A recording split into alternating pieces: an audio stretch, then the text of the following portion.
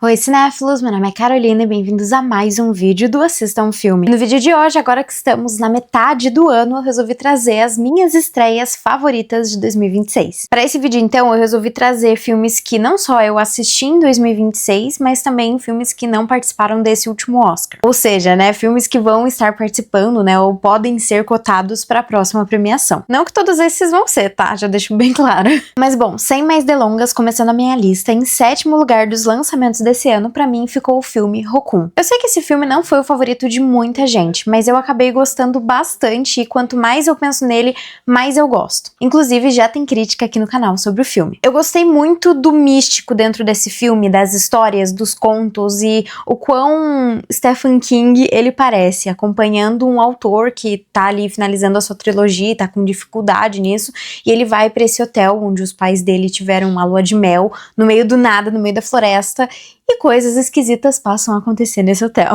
É um filme protagonizado pelo Adam Scott e eu gostei muito dele aqui no gênero do terror, inclusive queria muito ver ele em outros filmes, e o que eu achei mais legal é que aqui ele interpreta um personagem que não é gostável, é um cara completamente detestável e que trata os outros mal, que é arrogante, mas ainda assim a gente acaba acompanhando ele durante toda essa jornada, né, torcendo por ele, torcendo pela melhora dele, e realmente é um filme que conseguiu me assustar muito, assim, em algumas cenas, principalmente envolvendo o passado desse personagem, são bem aterrorizantes, tem todo uma coisa mitológica da cultura lá do lugar, sobre o que eles acreditam, e eu achei isso muito legal, e enfim, de se passar num hotel também, que é interessante, né, apesar de trazer essa mesma premissa de ser no meio do nada, como a gente vê bastante em filmes de terror, mas ainda assim foi um filme que eu curti bastante, assim, tudo que vai acontecendo, foi um filme que me marcou muito, assim, e que realmente fez aí essa lista aí, quanto mais eu penso, mais eu acabo gostando dele. Ainda na pegada de filmes de terror, em sexto lugar ficou o quarto filme da franquia 28 Dias, né, que é 28 anos depois, a segunda parte, o Bones Temple, e que filme surpreendente. Porque eu vou ser bem sincera com vocês, eu assisti a franquia toda, o primeiro, o segundo, o terceiro filme, e eu não tava gostando, assim. O primeiro filme acho que ele é o mais interessante, assim, o segundo já acho mais fraquinho, e o terceiro realmente eu não gostei nem um pouco de muita coisa dentro da história, assim. Mas esse quarto, ele é muito bom. Ele é extremamente brutal, acompanhando o protagonista do terceiro filme, onde a gente recém viu ele, né? Então é um filme que é uma continuação direta ali, em que ele meio que começa a fazer parte de uma gangue de sobreviventes, e é a gangue mais maluca da história. Eles são brutais e eles estão realmente de cabeça numa coisa meio culto, assim, no meio desse cenário apocalíptico. É um filme que vai muito além de tudo que a gente já viu dentro dessa franquia sobre as pessoas que estão contaminadas, até por se passar 28 anos, né, desde o início, então as coisas estão mais avançadas, mas aqui tem uma certa evolução de tudo que a gente aprende. Tem o Ralph Fiennes, que é esse personagem que é quase esse doutor maluco, só que nesse cenário apocalíptico, então ele não tem grandes coisas a seu favor, assim. É um filme muito engraçado, e eu acho que isso é o mais interessante dele, assim, ele é muito sincero, assim, dentro dele. Eu senti que muitas coisas dos outros filmes, eles se levavam meio a sério demais, e aqui é completamente nessa loucura, assim, apocalíptica, e é muito legal, assim, de acompanhar esse menino, que você vê que, assim, cara, ele não tem saída, e a única coisa que a gente pode fazer é acompanhar ele nessa jornada, torcendo pelo melhor dele, e ele tentando sair desse culto maluco, né, dessas pessoas doidas, assim. Eu acho que também deixou a porta aberta para muitas questões que a gente viu no terceiro filme, que poderiam vir num quinto filme também, e enfim, eu realmente gostei bastante, foi uma baita de uma surpresa, principalmente por conta do meu contato com o restante da franquia. E em quinto lugar ficou ele, o filme Ovelhas Detetives. Esse filme estreou no cinema, ele teve um período curtíssimo no cinema e logo já entrou no streaming, inclusive já tá disponível na Prime Video, e é um filme muito legal. Ele ficou tão pouco tempo no cinema que quando eu fui assistir só tinha a opção de assistir ele dublado, inclusive, mas valeu totalmente a pena. É um filme muito despretensioso, muito bobinho, realmente contando sobre ovelhas detetives, em que o pastor delas lê pra elas toda noite histórias de policial, de investigação, até que um dia acontece um crime e elas têm que solucionar. E assim, falando sobre a sinopse do filme, parece realmente que é um filme mais bobinho, mais infantil, mas eu acho que ele consegue tocar de uma forma tão simples em assuntos tão bonitos, envolvendo o luto, a morte, a vida, a memória, e é um filme que fica com você, assim, também. Quanto mais eu penso nele, mais eu gosto. Além de tudo, você tem essa investigação que também é muito legal, porque ela é bem o clássico dos whodunit, né, em que você tem esse assassinato, você tem os suspeitos que são tão característicos, né, e principalmente a vítima desse assassinato é uma pessoa que não era muito querida ali na comunidade, então todo mundo tem uma motivação e cabe a essas ovelhas passar a investigar e a gente vai junto com elas, conforme elas também lidam com o que aconteceu, né, com o crime mesmo. Enfim, é um filme super legal, super despretensioso, que eu acho que vai tocar muita gente, né? E é um filme que eu sinto que, querendo ou não, é pra todas as idades. Eu diria que não é um filme tão infantil pra menos de 10 anos, por exemplo, mas acho que ali com mais de 10 anos já é um filme legal, assim, porque ele consegue ser profundo tanto pra adultos quanto pra crianças e... Enfim, infelizmente foi um filme que passou super batido nos cinemas aqui no Brasil, principalmente, mas espero que com o streaming ele receba o amor que ele merece. Em quarto lugar ficou o filme O Convite. Esse filme é dirigido pela Olivia Wilde e antes de assistir eu tinha um pouco de receio, porque ela tinha feito o Don't Worry Darling recentemente, e eu não tinha curtido tanto assim, mas nossa, que surpresa que foi O Convite, que filme legal, que filme divertido, que filme... que faz você pensar junto com os personagens. Tem muito da ansiedade, do desconforto, de colocar dois casais em situações desconfortáveis. E basicamente ele é uma grande noite de jantar entre esses dois casais, esses vizinhos. Enfim, se torna uma noite completamente maluca conforme vai avançando. É um filme que vai falar sobre a vida, sobre casamento, sobre relacionamento.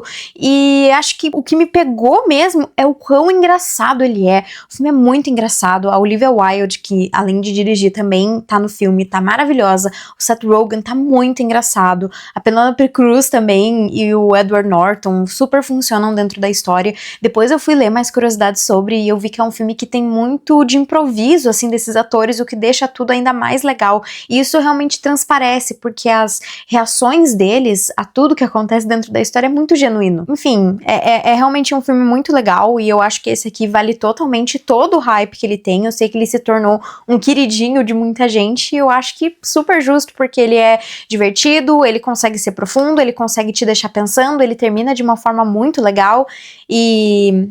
enfim, se você ainda não assistiu, vá conferir que ainda tá nos cinemas. E agora em terceiro lugar, eu vou ser um pouco polêmica, mas eu tenho que ser verdadeira às coisas que eu acho, né? E pra mim, o meu terceiro lugar é de AD. Eu sei que muita gente não gostou desse filme, eu acho que também muita gente foi com expectativas que ele seria um filme muito diferente do que ele é, que teria algum tipo de revelação, enfim...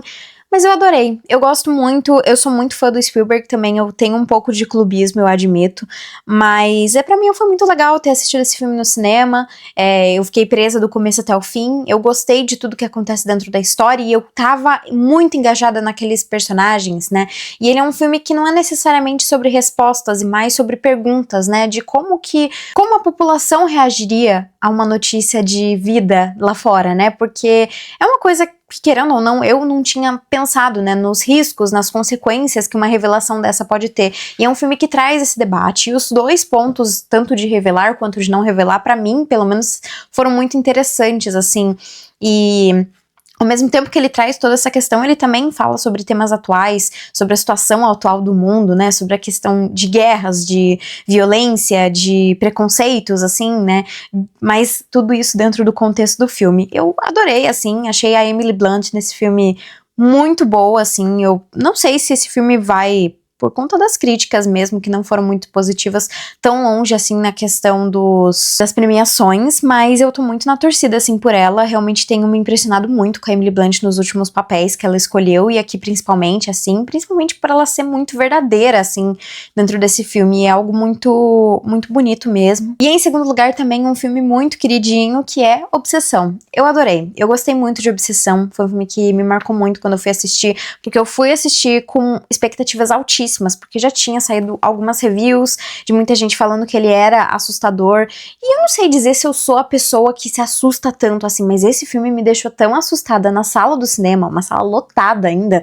e eu acho que isso é sempre uma coisa pra gente aplaudir, né, um filme que te faz sentir tantas coisas, e ao mesmo tempo que tem essa proposta super simples, né, de um menino que ele um dia se depara com esse objeto mágico que garante um desejo pra ele, e ele deseja que a menina que ele gosta goste dele mais do que tudo no mundo. Claro que as coisas dão errado. É interessante que esse é um filme que tem uma proposta simples, e só de eu falar a sinopse pra vocês, quem não assistiu já tem mais ou menos uma ideia do que vai acontecer em seguida. Mas eu acho que ele faz isso de uma forma tão aterrorizante, tão simples e tão imprevisível em alguns momentos, que mesmo a gente tendo essa leve ideia de início, ainda assim ele consegue nos surpreender e nos assustar, assim.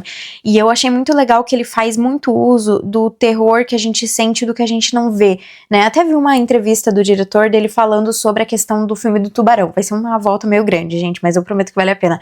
Mas que ele fala sobre o filme Tubarão, em que o Steven Spielberg não tinha... Eles não conseguiam fazer um animatron do tubarão, não estava funcionando, então a solução dele foi realmente mostrar algumas partes do tubarão somente, e só de mostrar aquelas partes junto com a trilha sonora do John Williams já era muito mais assustador do que realmente mostrar aquele tubarão, né?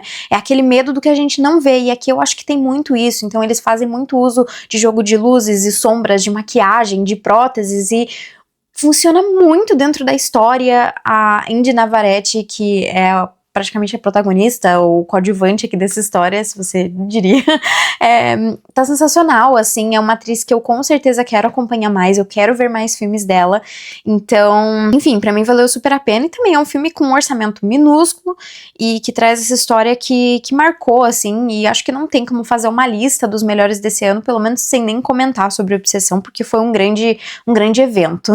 Por fim, em primeiríssimo lugar ficou ele, Devoradores de Estrelas. Assim como eu tenho um clubismo com Steven Spielberg, eu tenho um clubismo também com Ryan Gosling, mas eu realmente acho que Devoradores de Estrelas é tudo isso. Ele é um filme que pega essa questão da ficção científica, que traz um momento muito pessimista da humanidade ali pra dentro do filme, mas ainda assim ele tem um tom extremamente otimista, e eu acho isso muito legal, porque não é algo que a gente sempre vê em ficção científica, principalmente nessas mais aclamadas. Então eu acho muito interessante, assim, é um filme visualmente muito bonito, que também já está disponível na Prime Video. Tem uma grande atuação do Ryan Gosling como esse professor que é contatado para fazer parte de um grande experimento, né? E eu acho muito legal as coisas que ele traz sobre coragem, sobre companheirismo, sobre amizade, sobre ser humano, né? Sobre comunicação, assim. É um filme que fala muito sobre como nós somos como humano, como a gente precisa de uma companhia, como a gente tem essa necessidade de se comunicar, e é tudo feito de uma forma tão bonita e tão profunda, a gente se engaja nessa história desse especialista interpretado pelo Ryan Gosling, e enfim, as coisas dentro da história vão acontecendo. É uma história que é baseada num livro escrito pelo mesmo autor que fez Perdido em Marte. Tem levemente as suas similaridades, acho que se você gostou de Perdido em Marte, você também vai gostar de Devoradores de Estrelas, mas ainda assim é um filme muito bonito, assim, tudo dentro da história. É aquele filme pra você assistir e ficar emocionado, assim, com tudo que acontece. Tem uma amizade muito bonita dentro da história, e tem esse otimismo mesmo. Eu não quero falar muito pra quem ainda não viu, né? Mas enfim, eu não vou falar tanto. Mas já tem vídeo aqui no canal também, eu vou deixar linkado, caso vocês queiram ver mais sobre a minha opinião. Mas realmente acho que é um filme que vale muito, e que faz total sentido estar aqui nesse top 1. Mas bom, então foi isso, pessoal. Se você gostou do vídeo, não esquece de curtir, compartilhar e comentar quais que foram os melhores filmes que você assistiu nesse 2026 até agora, dos lançamentos que a gente teve, e qual o próximo lançamento que você tá mais ansioso. Pretendo fazer um vídeo também falando dos próximos lançamentos desse ano, que eu tô mais ansiosa, então fiquem ligados. E foi isso, e até o próximo vídeo.